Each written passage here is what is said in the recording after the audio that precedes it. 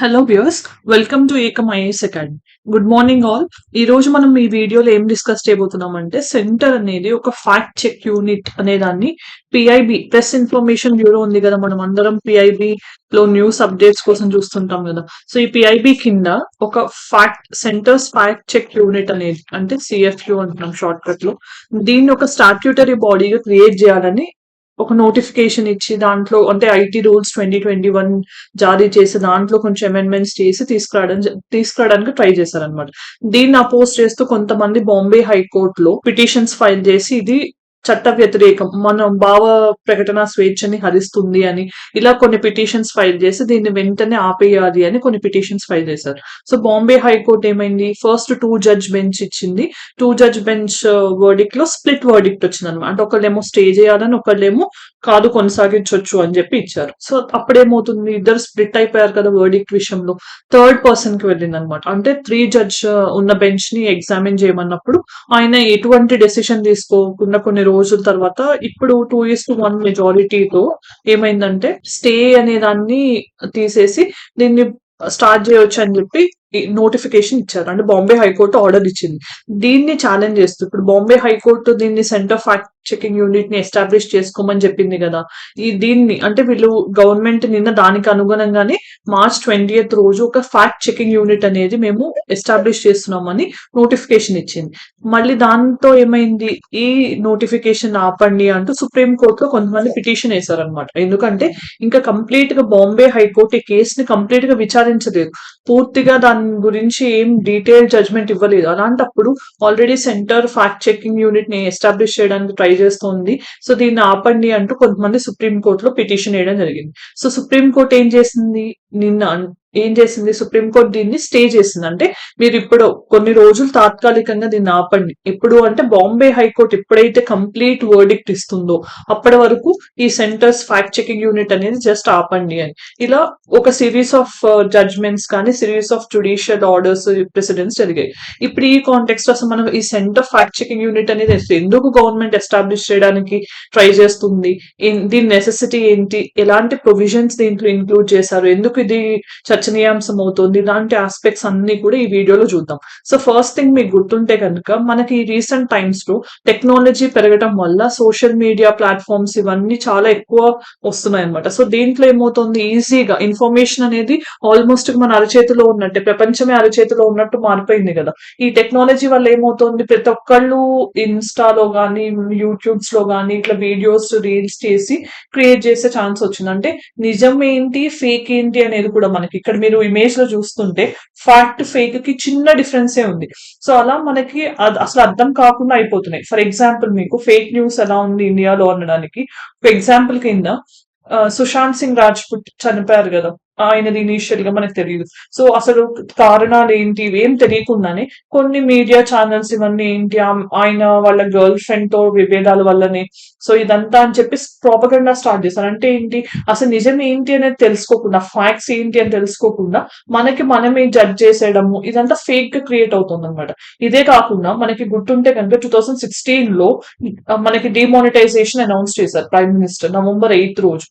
ఆ రోజు ఏం అనౌన్స్ చేశారు, 2000 రూపీస్ నోట్ ని కొత్తగా, అంటే అప్పుడు ఉన్న 1500 నోట్స్ ని మేము విత్డ్రా చేసుకుంటున్నాం, కొత్తగా 2000 రూపీస్ నోట్ ని తీసుకొస్తున్నాము అని చెప్పి కొన్ని సెక్యూరిటీ గైడ్ లైన్స్ తో మాత్రమే అని చెప్పి డీటెయిల్డ్ గా చెప్పకుండా ఇట్లా మేము ఇస్తున్నాము అని చెప్పారు అంతే. సో ఫాలోయింగ్ ఆ టైంలో ఏమైంది, prime minister of India speech అయిపోగానే ఏ ఛానల్ కి ఆ ఛానల్ దాంట్లో టెక్నాలజికల్ గా చాలా అడ్వాన్స్డ్ చిప్స్ పెట్టారు. మీరు ఎక్కడ పెట్టినా నోట్ అనేది మీరు ఎక్కడ దాచిపెట్టినా కూడా అది ఆర్బీఐకి తెలిసిపోతుంది, గవర్నమెంట్ ఆఫ్ ఇండియాకి తెలిసిపోతుంది. బ్లాక్ మనీని అరికట్టడానికి కొత్తగా తీసుకున్న నిర్ణయం సెన్సేషన్ అని అదని ఇదని, అదంతా ఫేక్ న్యూస్. యాక్చువల్లీ గవర్నమెంట్ అలాంటిది ఏం లేదు అని చెప్పేంత వరకు కూడా మనం అలాంటి వాటికి నమ్మాల్సిన పరిస్థితి క్రియేట్ అయింది అనమాట.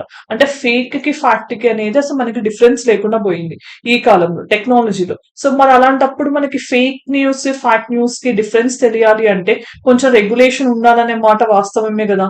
కానీ దీంట్లో ఉన్న సమస్యలు ఏంటి? గవర్నమెంట్ రెగ్యులేట్ చేయాలనేది కరెక్టే.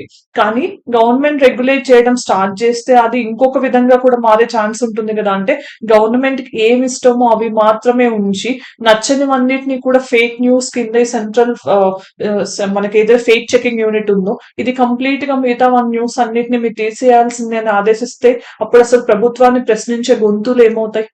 అనేది మెయిన్ ఛాలెంజింగ్ థింగ్ అనమాట ఈ పర్టికులర్ ఆస్పెక్ట్ లో. సో ఈ వీడియోలో మనం డిస్కస్ చేయబోతున్నాం ఏంటంటే, అసలు ఫస్ట్ థింగ్ ఏంటంటే అసలు ఎందుకు న్యూస్ లో ఉంది, దీనికి రిలేటెడ్ అమెండ్మెంట్స్ 2021 లో గవర్నమెంట్ తీసుకొచ్చింది, దీని వెనక ఉన్న లీగల్ స్కానర్ ఏంటి, అసలు ఫ్యాక్ట్ చెకింగ్ యూనిట్ అనేది ఎలా ఫంక్షన్ చేయబోతోంది, దీని కీ హైలైట్స్ ఏంటి, తర్వాత దీని వల్ల వచ్చే నష్టాలు ఏంటి, అసలు ఎందుకు కొంతమంది దీన్ని ఛాలెంజ్ చేస్తున్నారు బాంబే హైకోర్టులో కానీ సుప్రీం కోర్టులో కానీ, అసలు దీనికి వే ఫార్వర్డ్ ఒక మంచి ముగింపు ఏంటి అనేది కూడా మనం చూద్దాం అనమాట. సో ఫస్ట్ థింగ్ ఏంటంటే, ఈ పోర్టల్స్ ద్వారా అంటే నార్మల్ గా ఇప్పుడున్న ఎగ్జిస్టెంట్ టెక్నాలజీ కానీ ఎగ్జిస్టెంట్ మనకున్న అవైలబిలిటీని బట్టి ఎలా ఉందంటే, ఆల్మోస్ట్ గా మీడియాలో మనకు వచ్చే ముందే డిఫరెంట్ వెబ్సైట్స్, ఫర్ ఎగ్జాంపుల్ మనకు అన్ని న్యూస్ ఛానల్స్ ఉన్నాయి కదా, వాళ్ళే ఫ్యాక్ట్ చెకింగ్ యూనిట్స్ ని నడుపుతున్నారు కొంతమంది. అంటే వాళ్ళు ఫస్ట్ తరోగా ఎగ్జామిన్ చేసి ఇది న్యూస్ కరెక్టా కాదా అని వాళ్ళందరూ వాళ్ళు చెక్ చేసి అప్పుడు న్యూస్ కరెక్ట్ అయితే కనుక రిలీజ్ చేస్తున్నారు కొంతమంది అలా ఆలోచించకుండా బ్రేకింగ్ న్యూస్ కానీ పెయిడ్ న్యూస్ కానీ ఎక్స్క్లూజివ్ అనే దానికోసం చాలా తహతలాడిపోతుంటారు కదా న్యూస్ ఛానల్స్ అందరూ కూడా. సో అక్కడ ఈ ఫేక్ న్యూస్ అనేది కరెక్టా కాదా అనేది చెక్ చేయడం మర్చిపోతున్నారు. దాని వల్లనే ఒక్కొక్కసారి చాలా చాలా మనకంటే ఇప్పుడు సొసైటీలో ఒక మనం అంటారు కదా, చిన్న అగ్గి పుల్ల చాలు మనకి పెద్ద అగ్నిని రాజేయడానికి అన్నట్టు ఒక చిన్న ఫేక్ న్యూస్ చాలు. సో కమ్యూనల్ టెన్షన్స్ క్రియేట్ చేయొచ్చు. ఆర్మీ లాంటి వాటిల్లో కూడా మనకి కొంతమంది ఇండియన్ ఆర్మీకి సంబంధించిన వాళ్ళ గురించి కూడా ఫేక్ న్యూస్ అనేది సర్క్యులేట్ అయింది. తర్వాత మళ్ళీ ఇండియన్ ఆర్మీ ఒక వెబ్ నోట్ ఇచ్చి మేము అది సంబంధించినంత ఫేక్ న్యూస్ అని చెప్పుకోవాల్సిన పరిస్థితి వచ్చింది. లేదా మనం రీసెంట్ టైమ్స్ లో చూస్తే కొంతమంది చనిపోక ముందే అంటే చనిపోయారు అని ఫేక్ న్యూస్ ట్విట్టర్ లో ఎవరైనా ట్వీట్ చేశారు అనుకుందాం. అది రీసెంట్ టైమ్స్ లో మనం చూస్తున్నాం కదా, చనిపోకుండా ట్వీట్ చేస్తే ఎవరైనా దాన్ని ఫాలో చేస్తూ మిగతా వాళ్ళందరూ కూడా ఆర్ఐఎన్పి అని కానీ రెస్ట్ ఇన్ పీస్ కానీ అంటే మనకి నిజమో కాదో తెలియదు, ఏదో ఒకళ్ళు చెప్పారు మనం అందరం ఫాలో అవుతున్నాం. దీనివల్ల ఏమవుతుంది, అన్నెసెసరీగా సొసైటీలో డిస్టర్బెన్సెస్ టెన్షన్స్ స్ట్రెస్ వస్తున్నాయి కదా. ఇలాంటివి రాకుండా ఈ ఫ్యాక్ట్ చెకింగ్ యూనిట్ అనేది హెల్ప్ అవుతుంది.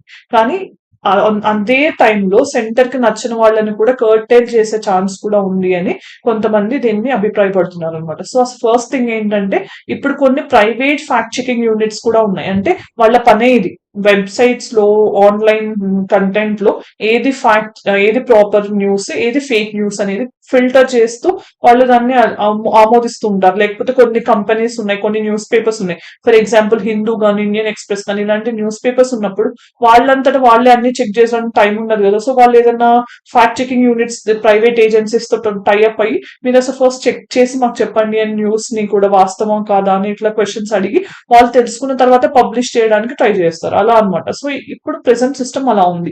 కాకపోతే ఇప్పుడు గవర్నమెంట్ తీసుకొస్తుంది దేనికి అని అంటే కనుక, అన్ని విషయాల్లో ఫేక్ న్యూస్ ని కట్టేలు చేయడానికి కాదు, గవర్నమెంట్ తీసుకురావాలనుకుంటున్న ఓన్లీ గవర్నమెంట్ రిలేటెడ్ అంటే ప్రభుత్వానికి సంబంధించిన ఏదైనా ఫేక్ న్యూస్ ఉంటే మాత్రమే ఈ ఫ్యాక్ట్ చెకింగ్ యూనిట్ అనేది దాన్ని తొలగించమని ఆ పర్టికులర్ వెబ్సైట్ హోల్డర్ కి లేకపోతే థర్డ్ పార్టీ ఏజెంట్ ఎవరైతే దాన్ని రన్ చేస్తున్నారో వాళ్ళకి ఇన్స్ట్రక్షన్ ఇవ్వచ్చు అనమాట. అంటే ఓన్లీ గవర్నమెంట్ వాటికి, అదొక మెయిన్ థింగ్ మీరు గుర్తుపెట్టుకోవాల్సింది.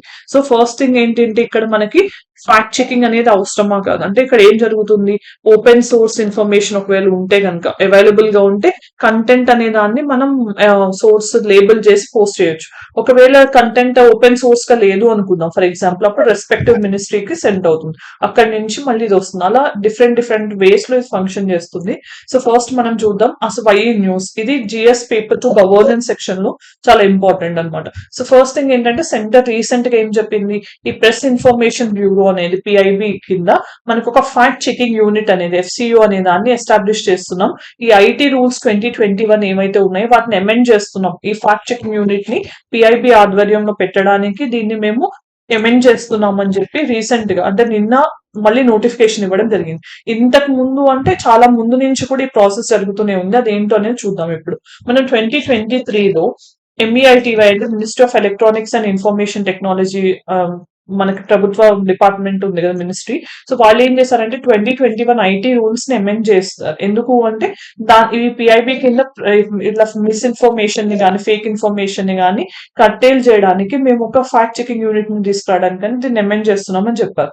సరే ఫైన్, అక్కడ బానే ఉంది. తర్వాత ఏం జరిగింది, మరి ఈ పిఐబి తీసేసి డైరెక్ట్ గా ఒక ఫ్యాక్ట్ చెకింగ్ యూనిట్ అనేది సెంట్రల్ గవర్నమెంట్ కింద పెడతామని చెప్పి మళ్ళీ ఎందుకో పిఐబిని డ్రాప్ చేసి వాళ్ళు మనసు మార్చుకున్నారు. తర్వాత ఏమైంది, మళ్ళీ సబ్సీక్వెంట్ గా రీసెంట్ గా నిన్న మాత్రమే పిఐబిని మనం పిఐబి కిందనే ఫ్యాక్ట్ చెకింగ్ యూనిట్ ని మళ్ళీ ఎస్టాబ్లిష్ చేస్తున్నామని ఫైనల్ నోటిఫికేషన్ ఇచ్చారు. అసలు అంటే దీన్ని బట్టి ఎందుకు వచ్చిందంటే ఇదంతా పిఐబికి అసలు క్రెడిబిలిటీ ఉందా లేదా, వాళ్ళు అసలు ఫేక్ న్యూస్ ఏంటి, యాక్చువల్ ఫ్యాక్ట్ ఏంటి అనేది వాళ్ళంతటా వాళ్ళు అడ్జస్ట్ చేయగలరా లేదా అనే కాంట్రవర్సీ క్రెడిబిలిటీ గురించి క్వశ్చన్స్ రావడంలో ఫస్ట్ పిఐబి అని ఇచ్చి తర్వాత దాన్ని తీసేసి మళ్ళీ నిన్న జాయిన్ చేయడం జరిగింది. ఇదంతా ఇంతకు ముందు జరిగిన విషయాలు.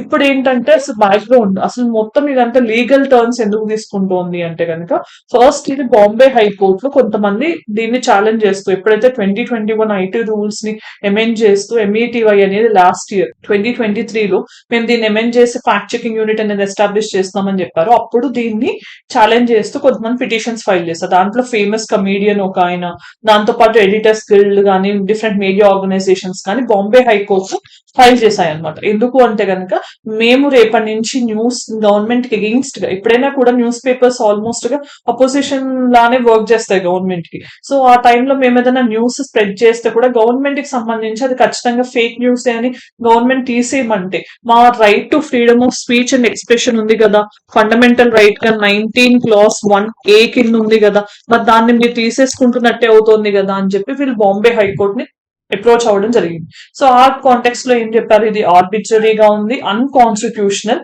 ప్లస్ ఇది ఫండమెంటల్ రైట్స్ ని వైలేట్ చేస్తుంది. మెయిన్ గా fundamental right 19 clause 1 clause A దాన్ని వైలేట్ చేస్తుంది అని చెప్పి వీళ్ళు ఈ కేసుని బాంబే హైకోర్టు లో ఫైల్ చేశారు. సో అప్పుడు ఏం జరిగింది, ఇదే కాకుండా డిఫరెంట్ గ్లోబల్ రైట్స్ గ్రూప్స్ కూడా ఏం చెప్పాయంటే, ఫైనల్ ఆర్బిట్రర్ గా ఎవరు ఉండాలి ట్రూత్ ని ఎవరు ఫైండ్ అవుట్ చేయాలి అంటే గనక, అసలు ఫైనల్ గా ట్రూత్ ని ఆన్లైన్ లో ఎవరు ఫేక్ నిజమని చెప్పాలి అనేది ఇక్కడ గవర్నమెంట్ ఎలా డిసైడ్ చేస్తుంది అనేది పెద్ద క్వశ్చన్ అనమాట.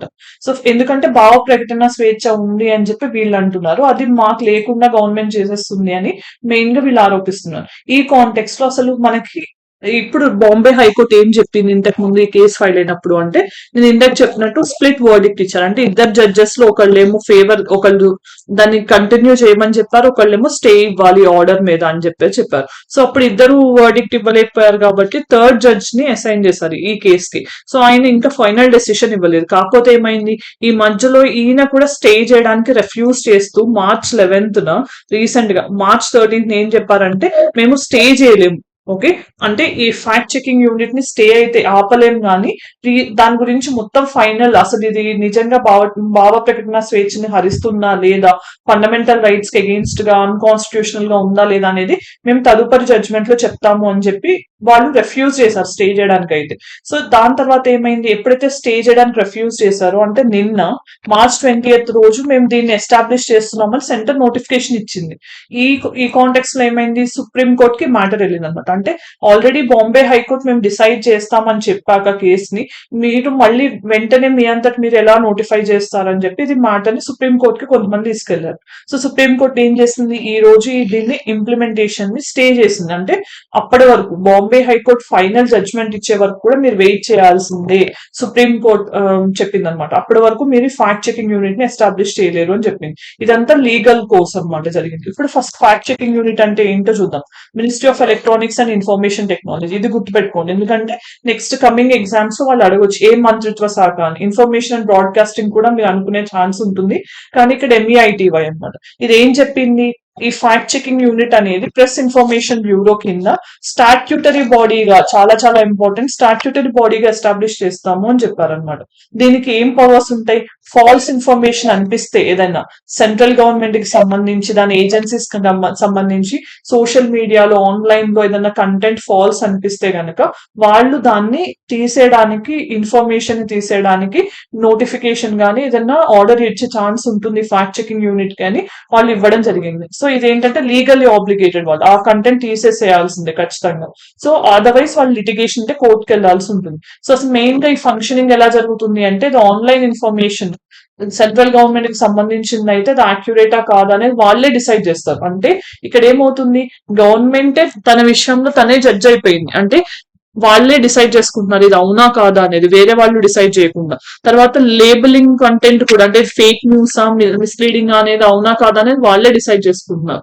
సో ఇది ఒకటి మెయిన్ క్రిటిసిజం. తర్వాత ఆబ్లిగేషన్స్ విషయానికి వచ్చేసరికి ఖచ్చితంగా తీసేయాల్సి రావడం అనేది ఆ ప్రొవిజన్ ని, అంటే వాళ్ళు చెప్పగానే ఖచ్చితంగా వేరే అదర్ ఛాన్స్ లేకుండా తీసేయాల్సి రావడం అనేది, లేకపోతే ఒకవేళ వాళ్ళు ఆ మాట విని తీసేయకపోతే కనుక బ్లాకింగ్ చేయడం కానీ ఇలాంటివన్నీ కూడా ఫ్యాక్ట్ చెకింగ్ యూనిట్ ని కొంచెం మనకి దాని పట్ల ఉన్న భయాన్ని రేస్ చేసేటట్టు ఉన్నాయన్నమాట.